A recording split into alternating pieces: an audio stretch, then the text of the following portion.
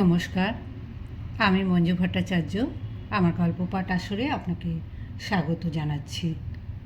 পড়ে শোনাচ্ছি আমি সুভাষ বলছি গ্রন্থ থেকে পরবর্তী পর্ব।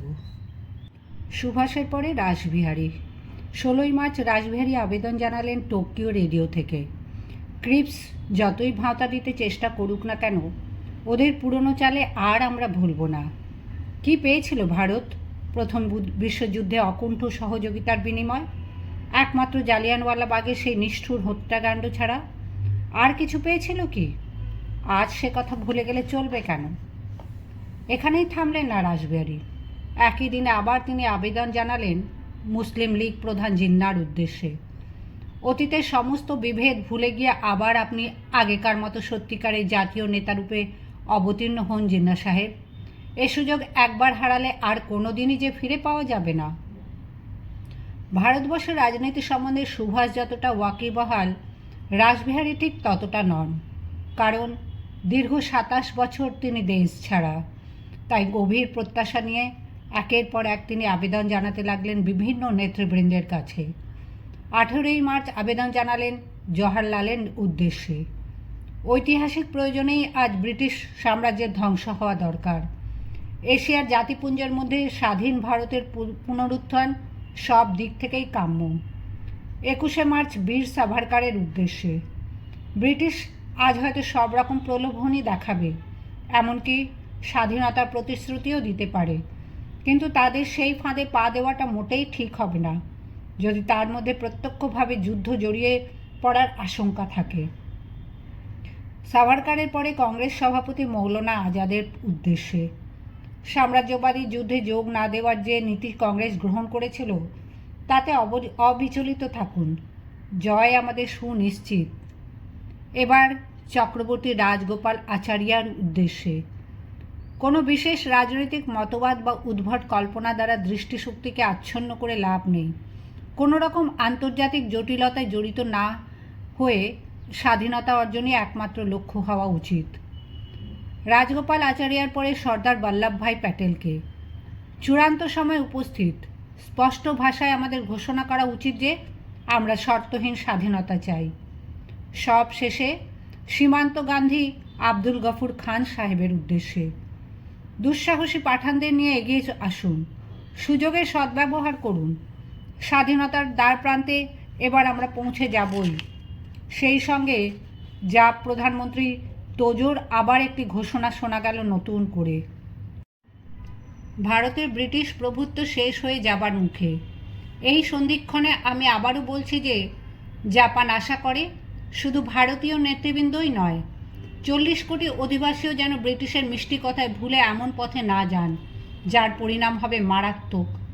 যে ব্রিটিশের পতন অবশ্যম্ভাবী, তাদের স্তোক বাক্যে না ভুলে তাঁরা যেন সেই পথে এগিয়ে যান যার মূল কথা হলো ভারত ভারতীয়দের জন্য।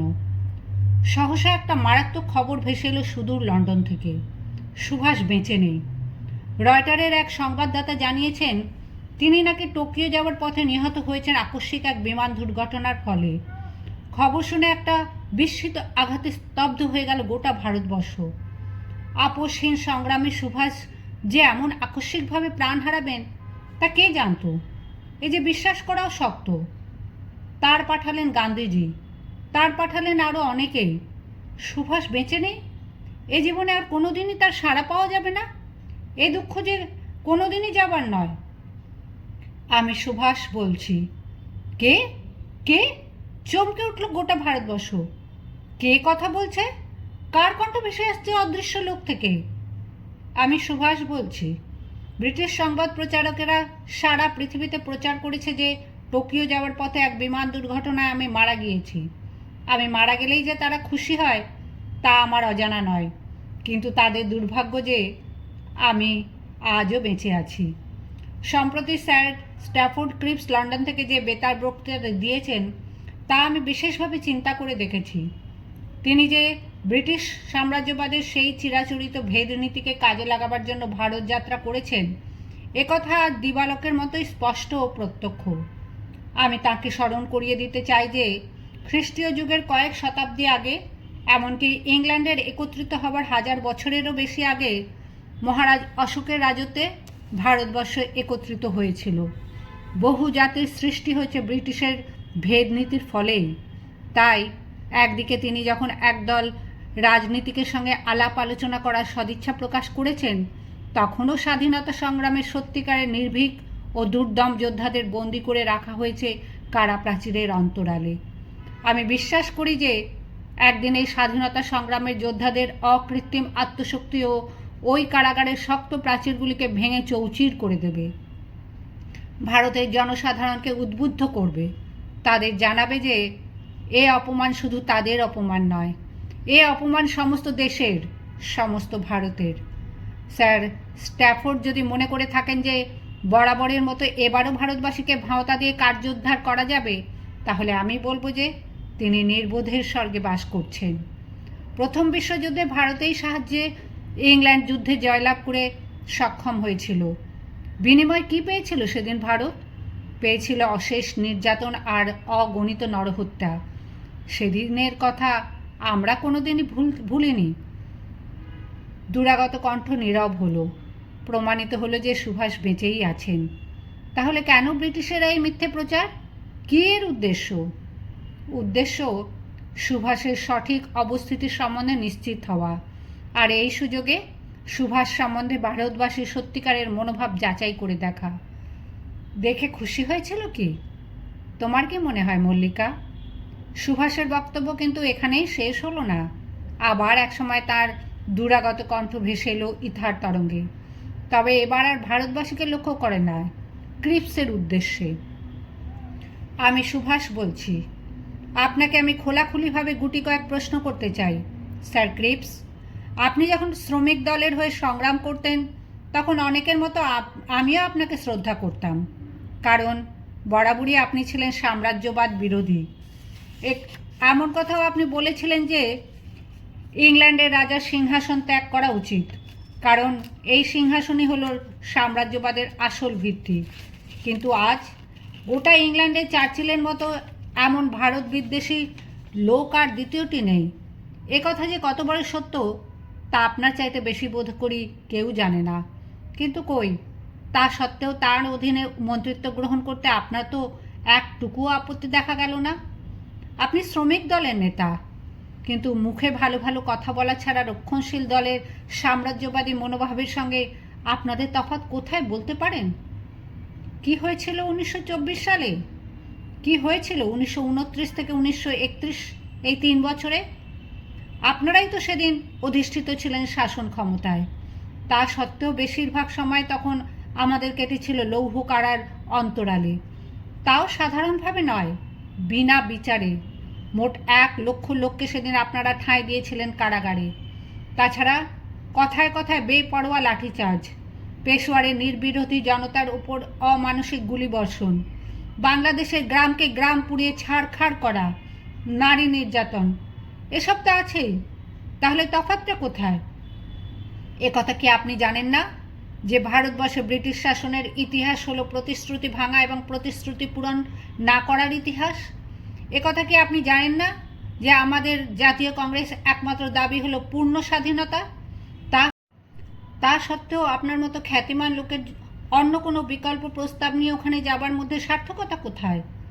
সাধারণ মানুষের কাছে আপনার এই ভূমিকা অন্যান্য ব্রিটিশ রাজনীতিবিদের মতো মিথ্যা ও প্রবঞ্চনাময় বলে মনে হবে, কারণ তারা জানে যে ভারতের একমাত্র শত্রু হলো ব্রিটিশ সাম্রাজ্যবাদ, এবং সেই সাম্রাজ্যবাদের শোষণ থেকে মুক্ত হওয়াই ভারতবাসীর একমাত্র লক্ষ্য।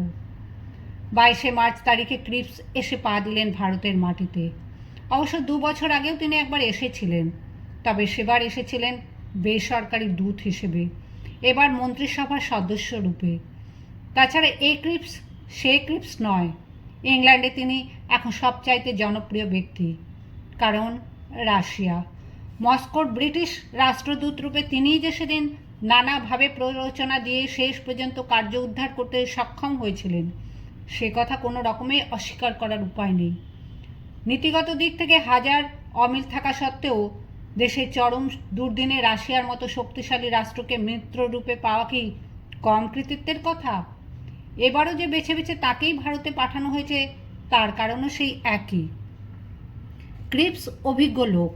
রাশিয়ার মতো রাষ্ট্রকে যিনি কাছে টানতে পেরেছেন, ভারতও তার কাছে কিছুই নয়। সুতরাং সাফল্য সম্বন্ধে কোনো প্রশ্নই ওঠে না। যথাসময়ে বিভিন্ন রাজনৈতিক দল ও নেতৃবৃন্দকে আহ্বান জানানো হলো ক্রিপসের পক্ষ থেকে, এসো আলাপ আলোচনা করে কিছু সিদ্ধান্তে আসা যাক। কিন্তু ফরওয়ার্ড ব্লক না, ক্রিপস সাহেব ফরওয়ার্ড ব্লকের সঙ্গে কথা বলতে রাজি নন। ওদের হুঁকো নাপিত বন্ধ। কারণ? প্রশ্ন তুললেন ফরওয়ার্ড ব্লক প্রেসিডেন্ট আর.এস. রুইকার। কারণ? উত্তর দিলেন ক্রিপস সাহেব, কারণ তোমাদের নেতা শত্রুপক্ষের হয়ে কাজ করেছেন। Owing to the fact that president of your organization has been actively cooperating with enemy powers. অবশ্য সরকারি মুখপাত্র স্টেটসম্যান বক্তব্য খুব স্পষ্ট। ক্রিপসের মতো রেখে ঢেকে না বলে খোলাখুলিভাবেই তারা সরকারকে স্মরণ করিয়ে দিয়েছে তাদের কর্তব্যের কথা। না কোনো দয়া নয়, কোনো ক্ষমা নয়। সরকারের উচিত বাংলাদেশের সুভাষ সমর্থকদের অবিলম্বে হত্যা করা। হত্যাই তাদের একমাত্র শাস্তি। জবাব দিয়েছিলেন তখনকার সময়ের ফরওয়ার্ড ব্লক পত্রিকার সম্পাদিকা বিপ্লবী নায়িকা লীলা রায়। উই শ্যাল নট স্ট্যান্ড ইট। এ আমরা সইব না। যথাসময়ে ক্রিপস তার উপঢৌকন বের করলেন ঝুলি থেকে। সেই পুরনো কায়দা, তোমরা যুদ্ধে নামো, আমরা তোমাদের খুশি করে দেব। তবে কিনা এখন নয়, যুদ্ধে জয়ী হবার পরে। কথা দিলাম। জওহরলাল, মৌলানা আজাদ প্রমুখ সবাই রাজি। চমৎকার প্রস্তাব, সুতরাং আপত্তির কোনো প্রশ্নই ওঠে না। কিন্তু কংগ্রেসের জওহরলালই সব নন, সুতরাং সে দায়িত্ব নিতে হলো অগতির গতি সেই গান্ধীজিকে।